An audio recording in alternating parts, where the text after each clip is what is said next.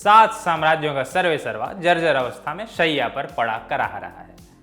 अब बस और नहीं।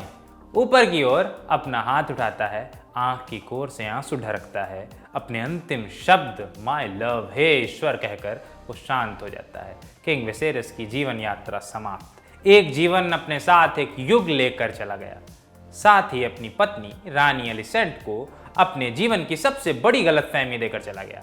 ये था अंत हाउस ऑफ द ड्रैगन के 8वें एपिसोड का, वो एपिसोड जिसने दिखाया कि HOTD में कुछ GOT की टक्कर का देखा जा रहा है। अब इसका नवा एपिसोड रिलीज हो चुका है, देखते हैं कैसा है। अंत से पहले का अंत, सेमी फिनाले।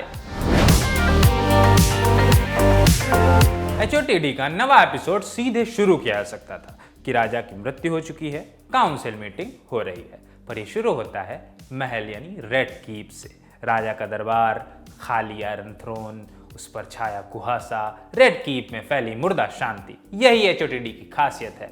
इसी ट्रीटमेंट के लिए GOT को भी याद किया जाता है। हाउस द ड्रैगन उस विरासत को ठीक ढंग से आगे बढ़ा रहा है।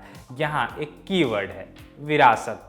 पर आगे बढ़ने से पहले एक बात साफ कर देते हैं, संभवतः यहाँ स्पॉयलर्स हो सकते हैं, तो रिस्क पर देखें आगे का रिव्यू। हाँ तो दोस्तों, पूरा एपिसोड टिका है विरासत पर, जिसका अभी मैंने ऊपर जिक्र किया था, जिस कीवर्ड का। जैसा कि इसका नाम है द ग्रीन काउंसिल, माने क्वीन एलिसेंट इस एपिसोड को रूल करेंगी, जो कि एपिसोड में दिखता भी है। सारा कुछ उसी के इशारे पर होता है, ऐसा उसे लगता है, पर क्या ऐसा है?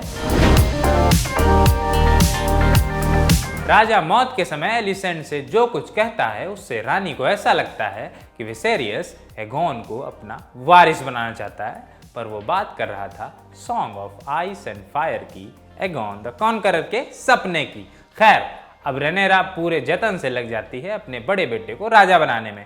इसमें उसका साथ देते हैं उसके पिता किंग्स हैंड ओटो हाईटावर, पर वो साथ देकर भी साथ नहीं दे रहे हैं, उन्हें कंट्रोल अपने हाथों में चाहिए। इस एपिसोड की ये बात आप एक घटनाक्रम के जरिए महसूस भी करेंगे जो एपिसोड में घटती है। एलिसेंट क्वीन जरूर है, पर ओटो चाहता है कि वो बस बच्चे पैदा करे, बाकी का काम उस पर छोड़ दे। एक जगह अप्रत्यक्ष रूप से वो कहता भी है, तुम बिल्कुल अपनी माँ जैसी हो। एलिसेंट का बेटा एगोन, जिसे वो आयरन थ्रोन पर बिठाना चाहती है, निकम्मा है। पहले तो उसे खुद भरोसा नहीं होता कि उसे राजा बनाया जा रहा है, पर अंत में आप उसके चेहरे पर सेंस ऑफ एरोगेंस देख सकते हैं। वो भी अपनी माँ के आंचल के तले नहीं रहना चाहता।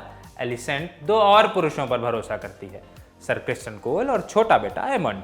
एक आध जगह क्रिस्टन भी उसे ऑब्जेक्टिफाई करता है। एमंड खुद राजा की गद्दी पर बैठना चाहता है।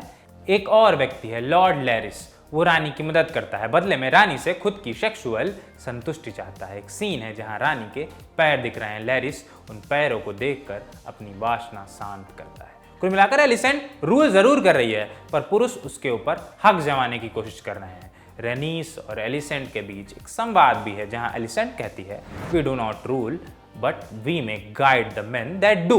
हमें लगता है क्या बेहतरीन बात कही है। इस संवाद में स्त्री सत्ता की हनक दिखाई देती है, पर रेनीस उसे पुरुषों की सेवा में लगी हुई स्त्री करार देती है। कैसे वो अपने पिता, पुत्र और पति के लिए काम करती रही है और अब भी कर रही है। अपने बेटे को गद्दी पर बिठा रही एलिसेंट से रेनीस कहती है you desire not to be free but to make a window in the wall of your prison.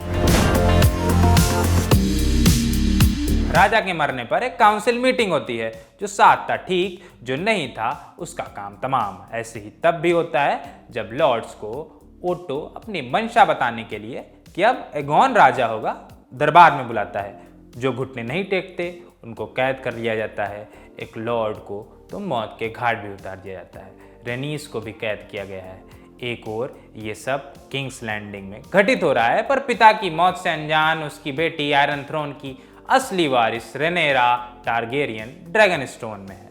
Council meeting में उसके कत्ल की साजिश होती है, पर एलिसेंट इसका विरोध करती है। माने अब भी उसके मन में, यानी एलिसेंट के मन में कहीं न कहीं नैतिकता बची हुई है।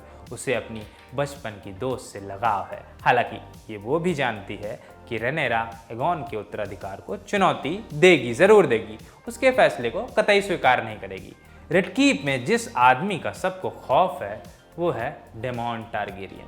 एक बार को रेनेरा को आप झुका भी सकते हैं, पर डेमॉन को झुका जाना बड़ा मुश्किल काम है। इस एपिसोड की खास बात है, एक भी बार रेनेरा और डेमॉन को नहीं दिखाया गया है, स्क्रीन पर वो नहीं है। युद्ध तो अगले एपिसोड में होगा, पर यहाँ भी युद्ध का भय हर समय बना रहता है, भयंकर तनाव। एक बार को तो ये लग सकता है कि स्क्रीन पर बहुत कुछ घटित नहीं हो रहा है, पर बहुत कुछ घट रहा है और फिनाले के लिए माहौल तैयार हो रहा है। द ग्रीन काउंसिल का अंत ड्रैगन की एंट्री से होता है, यानी अगले एपिसोड में ड्रैगन्स कहर बरपाने वाले हैं। हाउस ऑफ द ड्रैगन के इस सीजन का अंत भयानक होगा। आर या पार, नवे एपिसोड में कई परतें हैं, कई रहस्य हैं, पर सब यहाँ पर नहीं बताई जा सकती हैं। देखा है तो कमेंट बॉक्स में बताइए वो क्या परतें हैं, क्या नया है। नहीं देखा है तो तूफान से पहले की शांति की तरह देख डालिए, मजेदार एपिसोड है। आज के रिव्यू में इतना ही। मैं था अनुभव और आप देख रहे थे लैंड ऑफ सिनेमा, और कैमरे के पीछे मेरे साथी थे जतिन।